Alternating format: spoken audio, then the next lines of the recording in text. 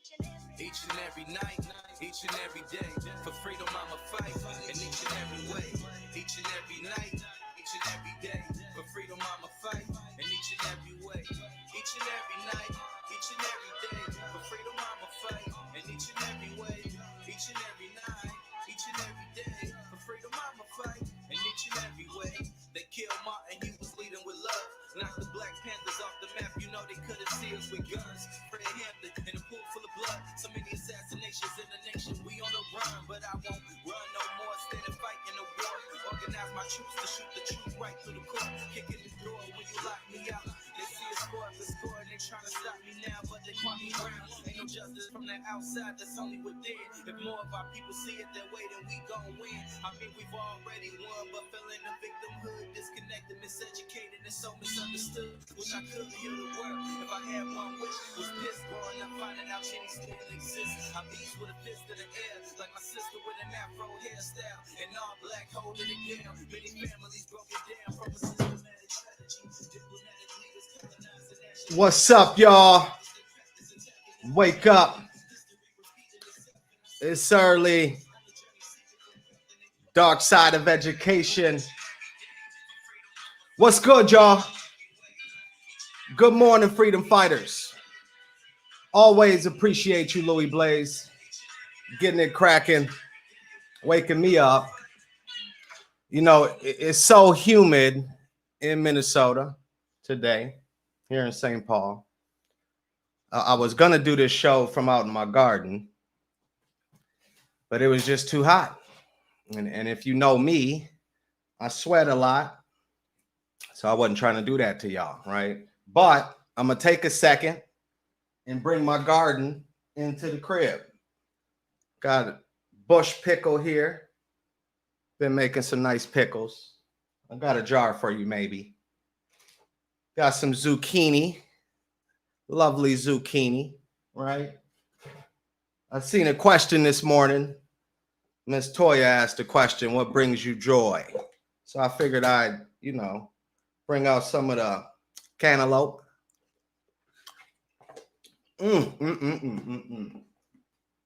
I'll tell you, gardening brings me joy, Toya. Gardening brings me joy. But good morning. I hope you got your coffee, your tea, whatever you need. I just got all water this morning. All water. It's humid out there. We got a good show for y'all today. I always struggle to sort of look at the comments and the questions and try to get to them.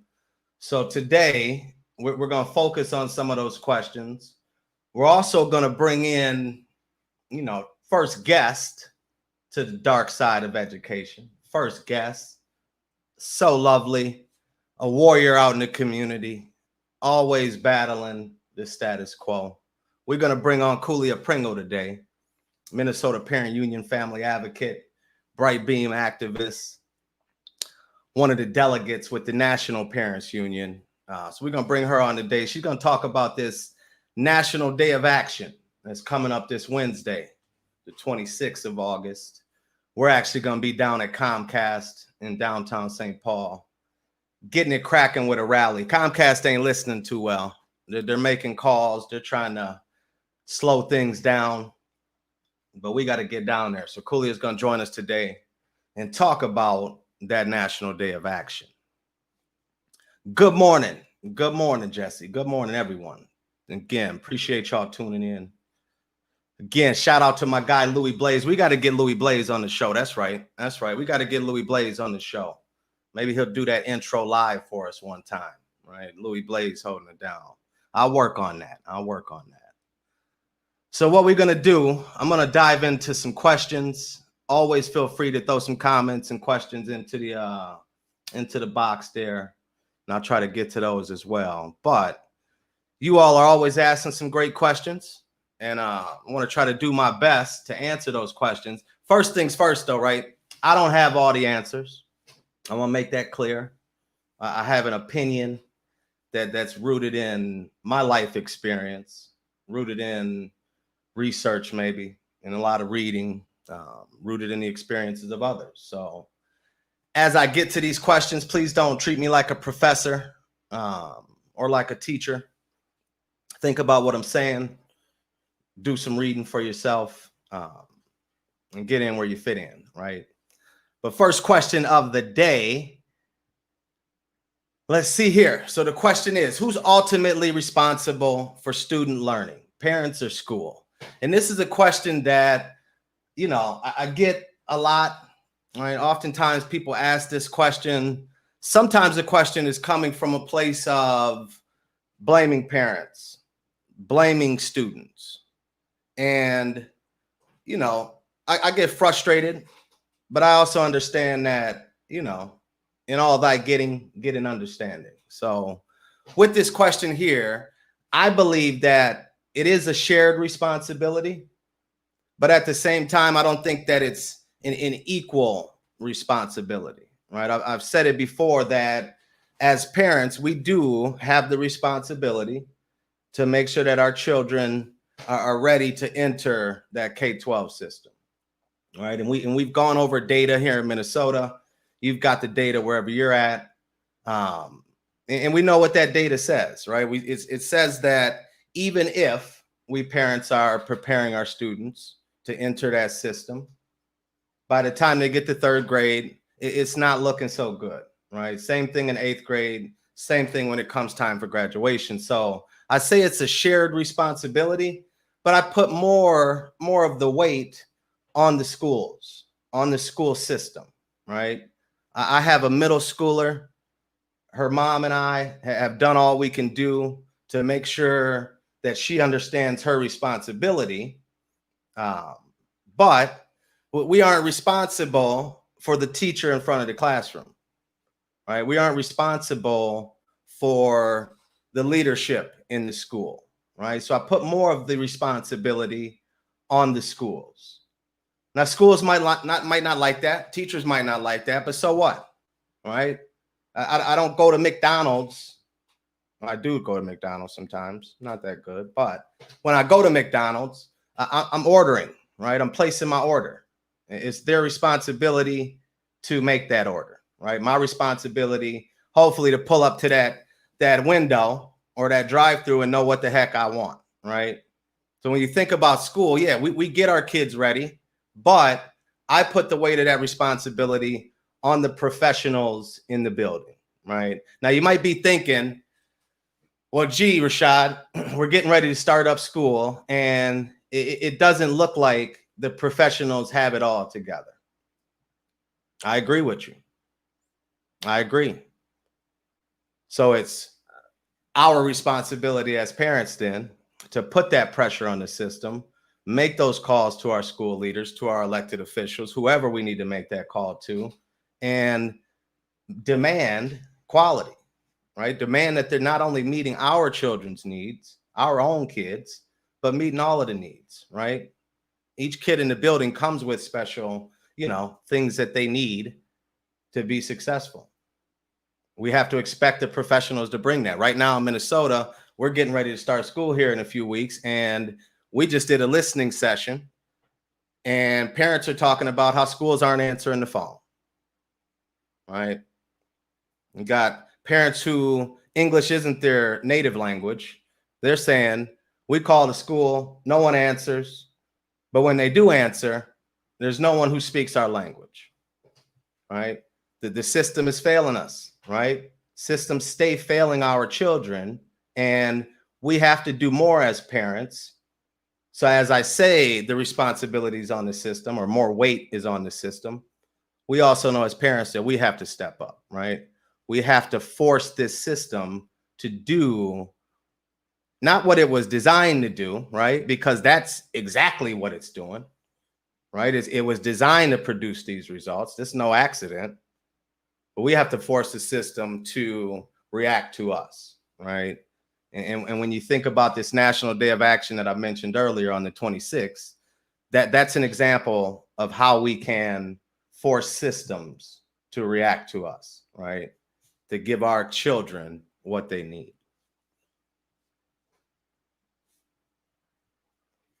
Next question. And thanks for that question. I can't remember who these questions came from, somewhere out of my inbox, someone's out of the feeds, but thank you for all of these questions. I don't want to answer that next question, but let's do it. Question here: how do we get rid of the teachers union? Well, geez, that's a tough question, right? And I'm not gonna give up the secret sauce on how we knock the teachers union down a few notches, right?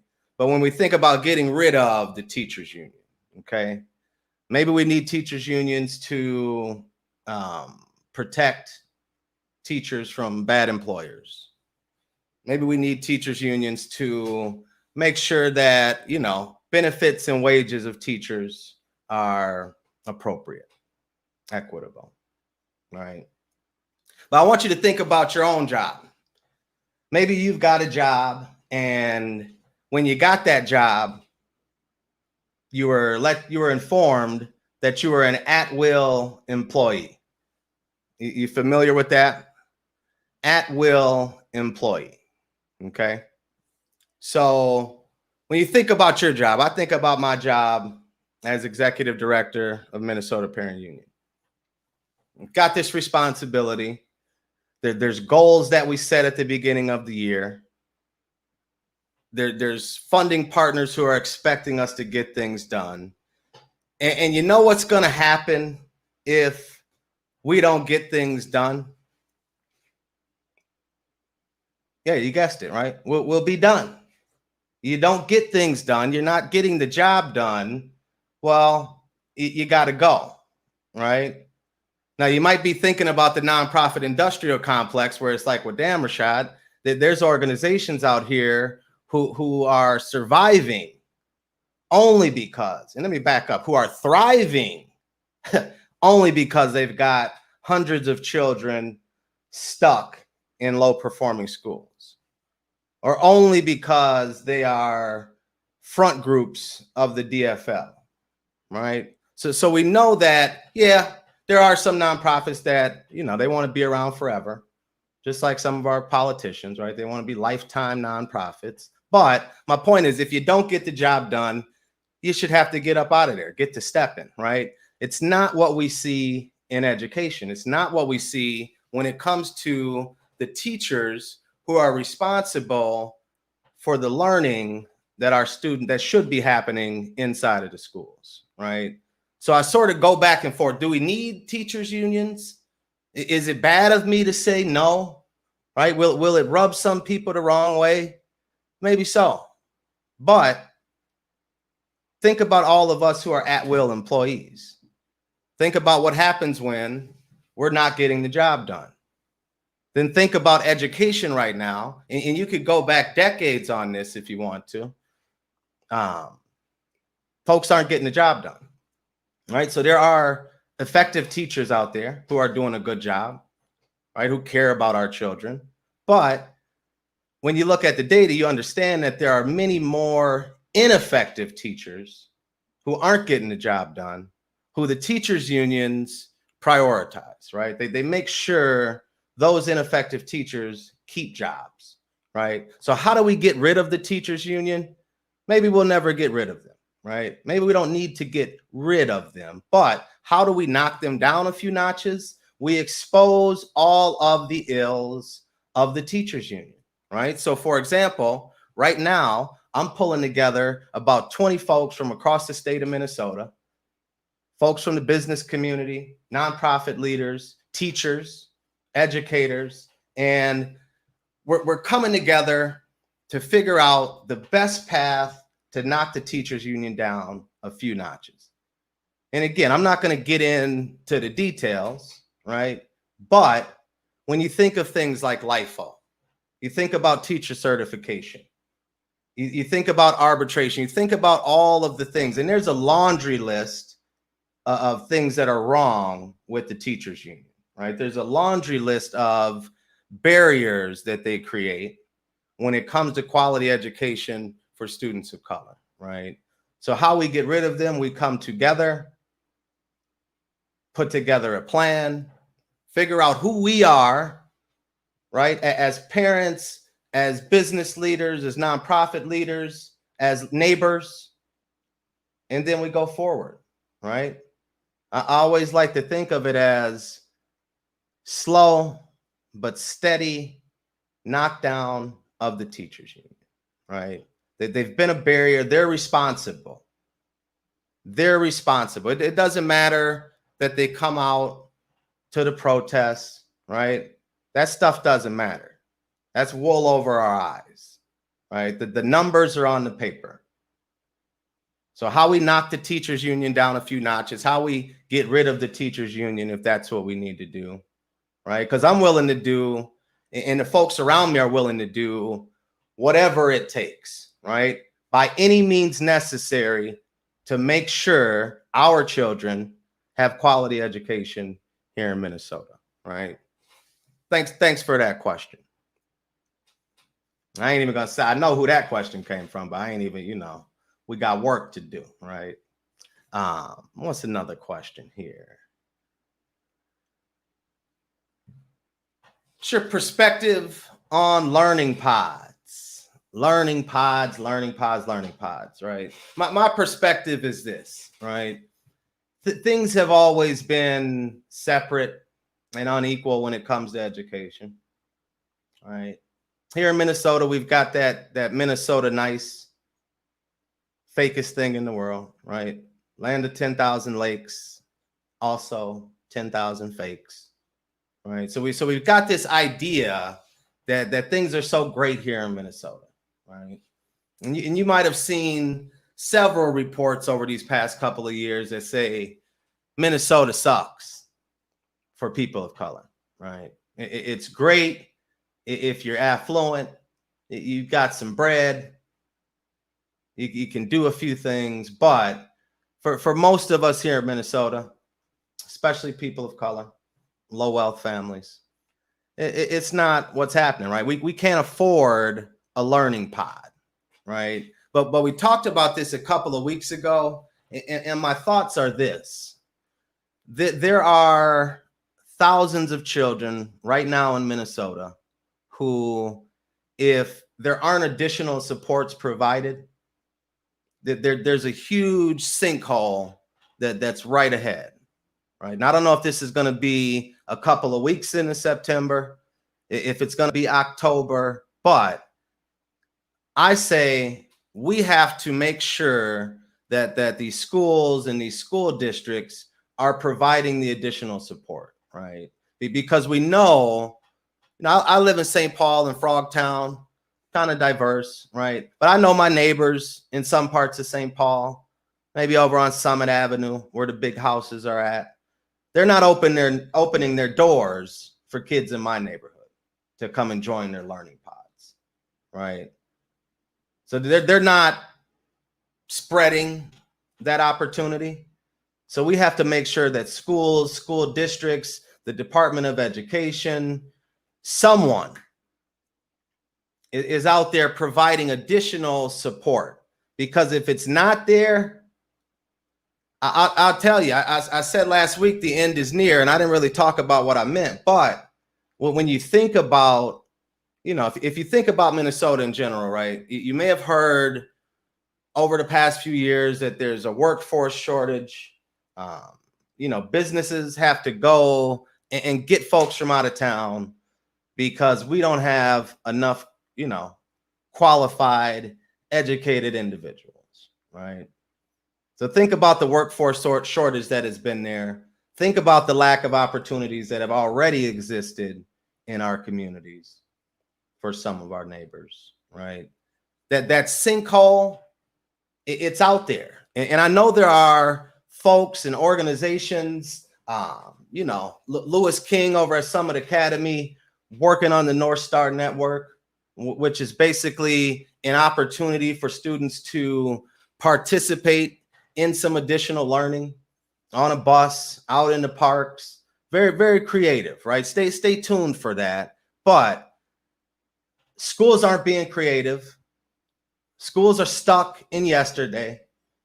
So we have to do it, right? So if it's not a fancy learning pod, if you don't have the bread to really put it together, how we're seeing in some of these fancy articles, do something, right? Put that pressure on your neighbors, put that pressure on yourself to be more creative than the professionals in the school buildings who are letting us down right now.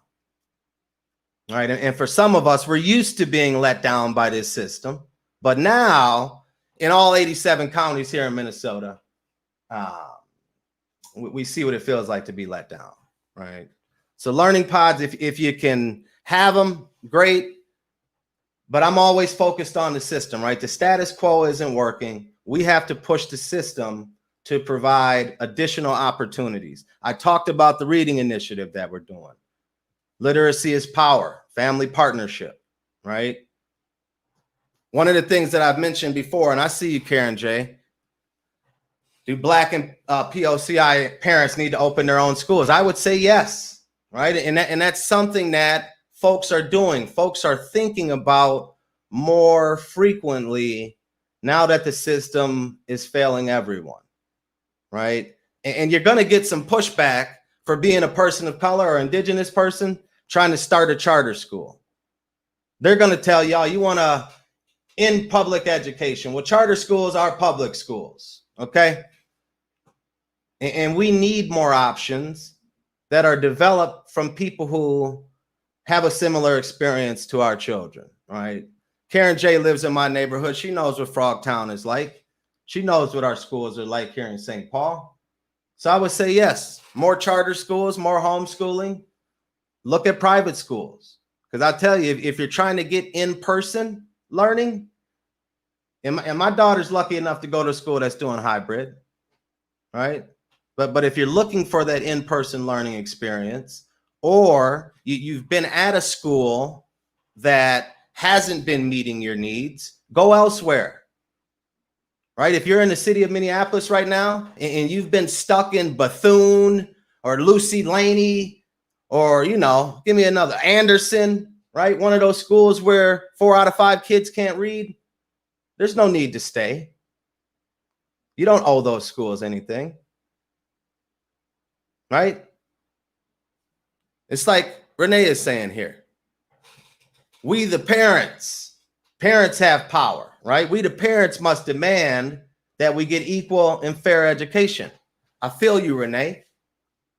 And that's what we got to do, right? So whether it's opening a charter school, whether it's finding a new school, what's popping right now ain't working. It ain't working, y'all. And there's questions. I know. Well, my daughter's going back to hybrid. Am I scared? Well, no. But I'm going to ask the principal questions about, you know, the kids who might not want to wear a mask. The kids whose parents might think this is a hoax, right? You know those folks.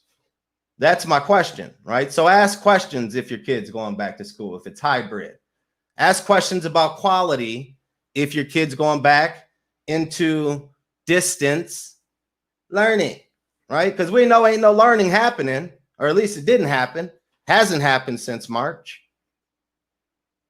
So think about it, right? Ask questions. But I agree with you, Renee. Parents have power. Let me see here. I'm going to get to this question, and I think this is, you know, we're better at hosting a show. I think this would be the perfect segue to my guest, Khulia Pringle. But the question is, how can access to educational tech and services be ensured as we head into the next school year? Computers, tablets, internet. So what I'm going to do is bring in this social justice warrior, this education champion, right? The best thing since sliced bread when it comes to these grassroots efforts in education, as far as I'm concerned, always holding it down. And I think she's going to have, she'll have an answer for this, and she's going to have some more information. So I'm going to bring her on here. Miss Khulia Pringle in the house. Can you hear me, Khulia? You might be muted still. I can hear you. There you go. I'm good. How's my reception? It's good. It's a little bit of a lag, but I'll make up for it and pause a little bit. You doing good though? Yep, I'm good. Hey, everybody. All right. It's Khulia Pringle in the house, y'all. Again, Khulia Pringle, Minnesota Parent Union family advocate, brightbeam activist, one of the delegates with the National Parent Union. Tons of responsibility when it comes to education justice, when it comes to making sure our children receive that quality education. So, Khulia, I want you to, I don't need to ask you to do you, right? But just tell us about the National Day of Action, Internet for All, logged out. You got the floor. Do your thing, Cooley. All right, so on Wednesday, August 26th, a bunch of us Brightbeam activists are planning to do a day of action, hashtag logged out internet for all. We're going to be holding rallies across the country, either at Comcast or virtually. We're holding ours here in Minnesota, downtown at the Comcast regional headquarters in St. Paul at 2:30. We are going to demand internet access for all because many kids are logged out. Across the country, 15 million kids are logged out. So that means free public education is being denied to many millions of children, and especially here in the Twin Cities. So, Cooley, So yeah, go ahead. how have the efforts been going? Right, you say we're rallying down at Comcast downtown St. Paul. I mean, you know how we do it, right? We bring it straight to their doorsteps, whether it's Bob Right. Kroll or whether it's Comcast. It don't matter. But how's it been going? Right. In the talks with Comcast? Because I know they've been sweating you. I've been getting the emails. They've been trying to go around you, but they know, or we don't play that. So how's it been going? I will say Comcast is being diplomatic right now. You know, they on my last conversation with their team, they brought up the history of the Internet Essential Package program, which is the program that I have been asking demands to change at Comcast. And I do want to be clear, it's not just Comcast, it's the districts, it's the city, and it's the state, and it's the federal government. So all are responsible for making sure that kids have access to internet now that we're in a time of pandemic and most kids will be doing virtual learning or distance learning. So in our talks, it seems like they're trying to be diplomatic. You know, they brought up their history on the Essential Package program, where it was a joint effort with the federal government initially back in 2011.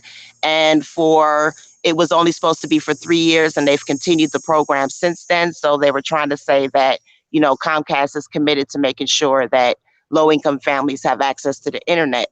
And that's all fine and dandy. And when the Essential Package program was developed, we wasn't in a pandemic. So we are in a whole different situation. And one of my demands was to make sure that the internet access through the Essential Package program was free, and they wasn't willing to budge on that. They've changed some of the other policies when it comes to this Internet Essential Package program, which is if you are a new customer or if you were a previous customer, before you had to pay a balance before you could get back on the Essential Package program. But now they're wiping people's debts free. There's still some issues with that program. If you're a current customer, and you want to get access to the Essential Package program, you have to come off of the program, pay for internet somehow for 2 months, and then go back on the Comcast and reapply as a new customer. To me, that is just unacceptable, because if I'm a low-income family, that means I can't afford to come off and get the internet for 2 months while my child needs to be learning through distance learning. Another one of their programs where I do think that St. Paul and Minneapolis needs to get in on. So Savage School District, Spring Lake School District, and Eden School District and Hennepin County. So only if you're a customer of Hennepin County. So it's not everybody in Hennepin County. It's just if you have a case with Hennepin County, you will get a token to then pay for the $10 that the Internet Essential Package program is. So those are some of the things that Comcast has been willing to do. Like I said, that is not enough. If a person is enrolled in free public education, that public education is free, and parents not have to incur not 1 cent, not $1, $2, $3, $4 to access free public education. And for me, honestly, it doesn't even matter of the income of that person.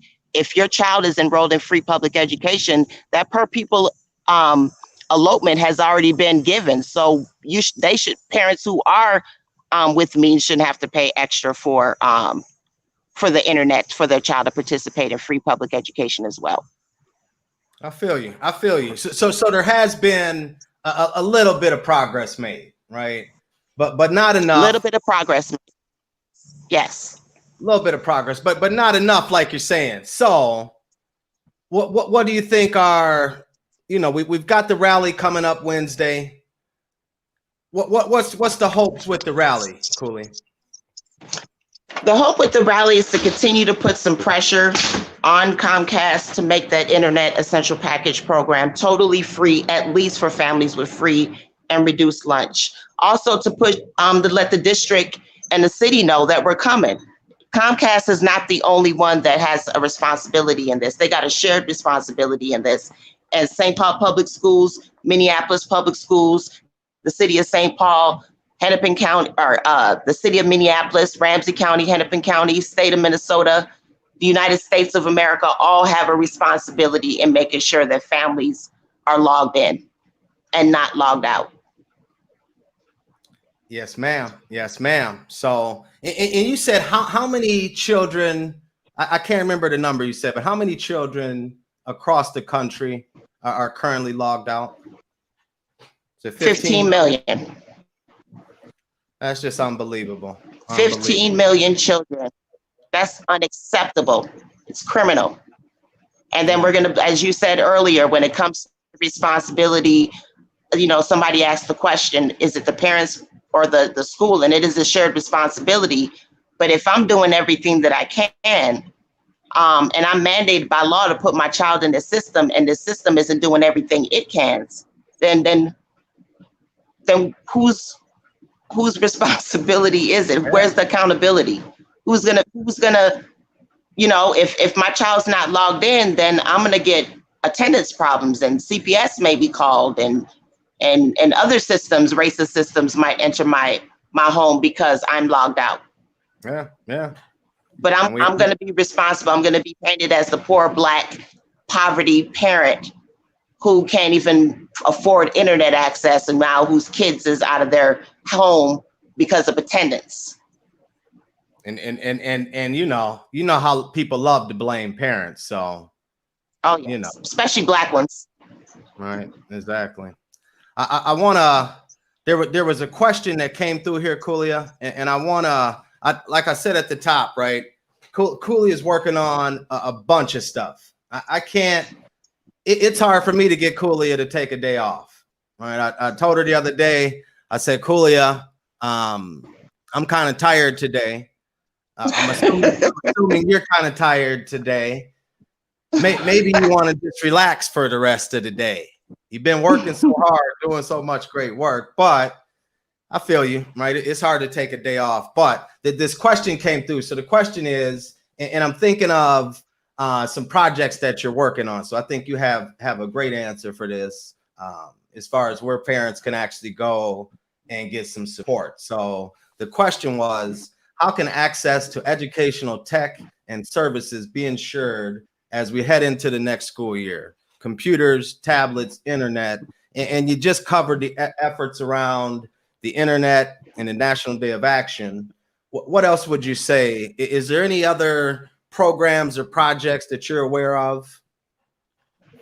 So Comcast says that through their Essential Package program, they do have a program for low-income families to apply for a tablet. That they sell the tablet at $149, and then Comcast would subsidize the $100, and then the client will be responsible for the other $50. Minnesota Parent Union has also partnered, and we've become a part of this coalition that's the Fannie Education Alliance. We've partnered with Project Nandy, Eni Augustine, who's gotten some funds, and we're still seeking money for people to donate to Project Nandy, but to try to curb the internet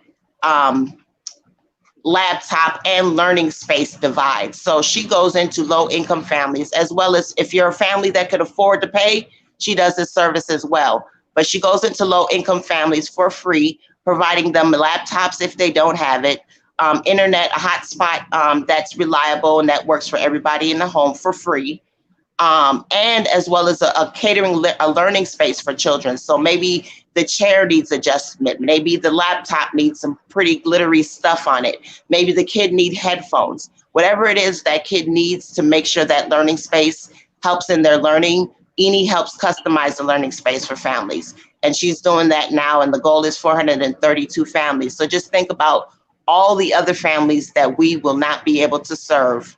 And they're going to be logged out. And I know Eni's been in that technology space for a while. A lot of expertise with that. So I'm glad that you mentioned that, right? We wanted to get that Project Nandy out there. Shout out to the Fannie Education Alliance. And this is an example, folks, of people out in the community, right, doing everything we can to create these opportunities. Right. But it's not enough to just create those opportunities. We have to spread the word. So we'll make sure we get, there should be Project Nandy stuff on the Minnesota Parent Union Facebook page. We'll make sure we continue to share that. But Khulia, before I let you get back to your morning, any last words, thoughts, shout outs? I'm so glad you came on. I know it's early on a Sunday morning. You probably used to being in church. I was gonna get my preacher voice going for you when I brought you on. No, I'm just slaying. My phone's about to die, Rashad. Oh my goodness. Last words then. Your phone's always about to die. Last words, Khulia. Join us on Comcast. And she's out of there. I'm gonna tell you, we talk on the phone a lot. And Khulia's phone, she's always on it, right? She's always on it. It's always getting close to dying. Charge that phone, Khulia. I'm sure we'll be talking later. But I think she was getting ready to say, join us on the 26th at Comcast. We've got the event on the Facebook page, Minnesota Parent Union. You should be seeing an ad go around. Join us if you can. Wednesday, August 26th, 2:30 p.m., right down at Comcast, downtown St. Paul, right? It's a rally. It's going to be as peaceful as possible. Wear your masks, all right? If you come out there without a mask, we're going to have to, ask you to leave. So wear your mask, keep it peaceful. We'll be right out in front of that Comcast building, right? And I talked about how Comcast has been reaching out. They've been making calls, trying to make the call to get the call. And, one thing about me, I know I'm the executive director of Minnesota Parent Union. But I think I always make it clear that, we're a team. There is no going around Khulia when she's busting her butt to make sure that our children have access to the internet. There's no going around her to talk to the boss, right? Because we all bosses. I follow my team's lead, right? So don't do that crap, Comcast. And I'm going to call you back. But the rally is happening where we're not calling off the rally unless you just come out and say, hey, all right, internet for all. Everybody's got it. Then we can change, the purpose of the rally, right? But Wednesday, August 26th, National Day of Action. Turn up wherever you're at. Turn up. It's needed, right? It's a lot of talking that we have to do to create that awareness. But we also have to do that walking. So I'll be out there. Lots of folks will be out there. We'll have a nice sound system to make sure Comcast can hear us. We'll have some parents who are going to be sharing their story of being logged out and how it's impacted their children's learning opportunities and experience. So again, join us if you can. And again, that's going on all around the country, right? It's National Day of Action. So figure out where it's popping in your town or in your state and go out there. Put your mask on and go out there and fight for quality, right? Fight for the opportunities for our children. All right, so thanks again, Khulia. I got a couple more questions, right? We got a little bit more time here. I ain't got nothing to do. You got something to do? I ain't got nothing to do. It's Sunday. I'll go get my daughter here in a little bit. She don't want to hang out with me no more, though. She's preteen now. She preteen, right? Daddy ain't cool no more. But it's another question here. Man. I looked over these questions and I still let a couple of them slide through. I must have wanted to have some, some balance in the question. So here's the question. Do I hate teachers? I used to always hear there's no such thing as a dumb question. But all right, this might be a dumb question, but I don't hate teachers. Okay. Hate is a very strong word. So I don't hate teachers, right? That's too broad for me, right? But I do hate ineffective teachers. I do hate the education system that has been designed to keep our children at the bottom, right? I do hate that the teachers unions, right? There's so many of them, protect ineffective teachers, right? But I don't hate teachers, right? I know many effective teachers, and we have lots of great conversations. A lot of the things that I'm talking about on the show this week or other weeks, I've had these discussions with teachers. I know some of the most effective teachers our state has to offer, right? Math teachers, music teachers, science teachers, history teachers. I know them. And I love them as human beings. I love them as effective teachers. I hate ineffective teachers, right? And I say hate because I love our children, right? And folks, you might be saying, oh, well, teachers love the kids. Okay. Teachers love kids. Okay. But how much do you love, how much do the teachers in the school buildings where 4 out of 5 kids can't read? How much do they really love those kids? Is that love? Right? What's love got to do with it? It's a hell of a question when you think of a school building where 4 out of 5 kids can't read. All right, I remember Carol Evan up here in Minnesota doing a story on Lucy Laney, loving the children or something like that. And then when you go look at the data at Lucy Laney, and I didn't know I was going to use Lucy Laney as an example, but so I don't have a data sheet to pull up for you today. But when you look at the data, I'm not sure that, as a parent, I would want you to love my kid then. I guess, if that's what love gets the kids in those schools, if that's what love gets them, I don't want you to love my kid, right? So I don't hate teachers. And Renee, I gotta, let me put this up here, right? Renee's feeling me, and I'm feeling you, Renee, right? And this is what it's about. Renee said, no, I don't hate teachers. I cannot go along with incompetent teachers, and the unions of the world are designed to hold students back. I agree with that 100%. And I'm going to leave that up there, Renee, because this is exactly what I'm talking about, right? I'm not one of those people who are going to qualify everything I say, right? Who's going to come up with I love teachers, but, or I'm not talking about good teachers. I don't need to tell people the obvious. I don't try to state the obvious unless I'm, poking at the smart kids on Twitter or something like that. But this is about incompetent, ineffective teachers. If you're looking for those teachers, go ask the teachers in a school building, right? Someone said this the other day. You ask the teachers, who are the 10 teachers in the building who shouldn't have a job right now, the rest of those teachers in the building would be able to let you know right away who those teachers are. More importantly and more quickly, our students would be able to let you know who the worst teachers in the school building are. But somehow those teachers are still there. They're still in the building. And then we hear about things like LIFO, last in, first out, Black woman, gone. Teacher of the year, gone.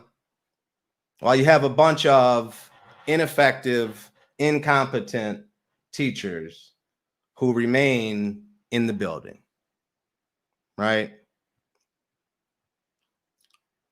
Let's go to a comment here from Marva. What's up, Marva? I used to coach Marva's son back in baseball or umpire or something like that up at the Little League. So good to see you, Marva. But Marva said they love kids as long as they are easy to the teacher, right? If the student needs more help or struggles, it is easier to just pass them on, or ignore them.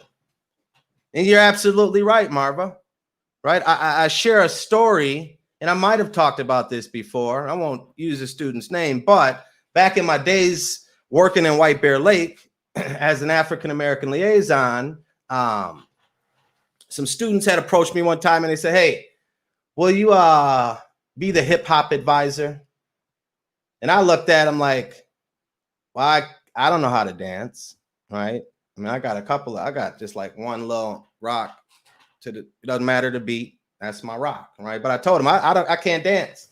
And they're like, well, no, we just need an advisor in there. And one of the students, quiet, cool, had some friends in the group. She asked me one day, will you write me a letter of recommendation for this college? And I said, sure, I'll write that. So I write it, trying to amp her up, put the cables on the college folks. And, you know, we send this letter of recommendation in. 2-3 weeks later, I get an email from the college advisor.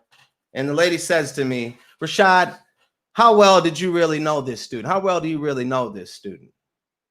And for me, it's like, you know, my grandma back in the day, if she was asking a question that sounded like she already had the answer, you just, you know, grandma had the answer already. Better tell the truth, right? So I told the college advisor, because she had that same tone in her email, like she knew the answer. So I told her, like, hey, she's on my hip hop team.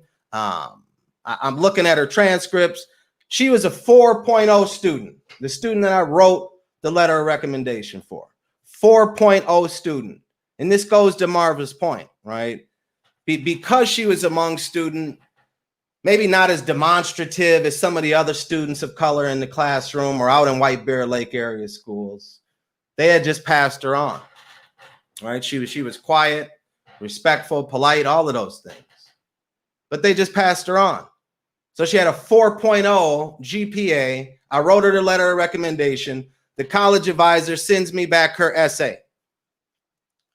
The essay was written, and I kid you not, the essay was written at a 2nd or 3rd grade level.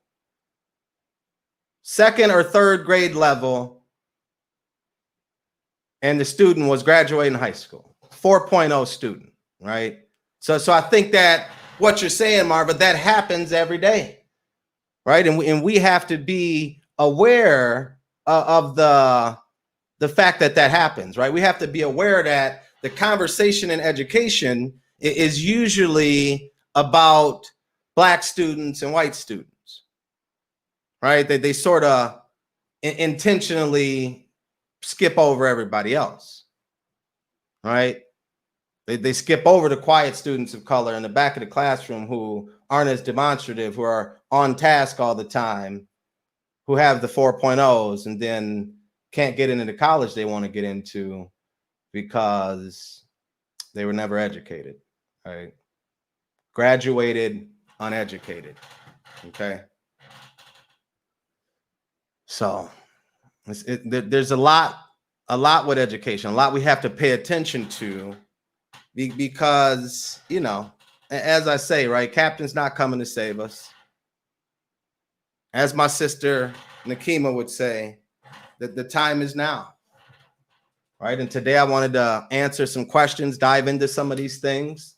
Next week, it's right back to school, right? The school year is approaching.